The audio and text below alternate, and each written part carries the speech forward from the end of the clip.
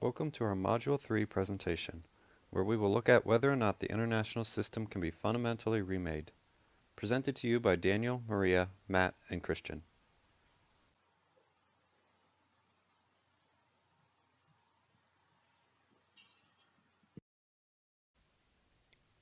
Whether or not the international system can be significantly changed depends on concepts of agency and structure. We will focus our attention on answering these three questions. What explains the currents of war in the international system? Can the international system change so that there is no war? Through what mechanisms can the international system be changed? This matrix represents the four primary ways of conceptualizing the international system. Each square represents states which are either impermeable, permeable, or autonomous, attuned to the states around them.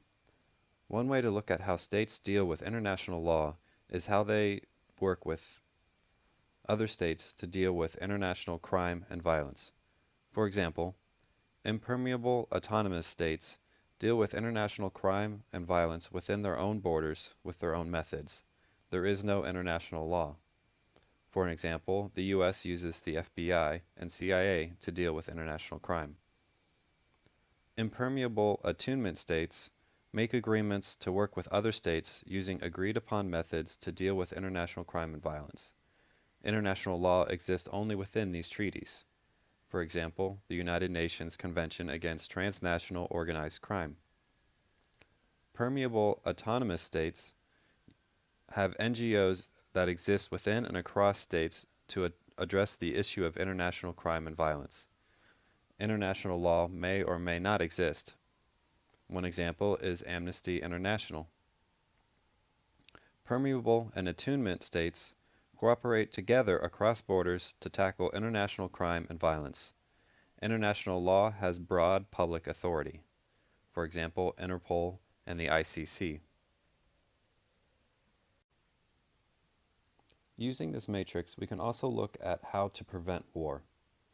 If war comes from the impermeable autonomous, war is unpreventable. If it comes from the impermeable attunement and rational, war is preventable by changing the collective bargaining agreement.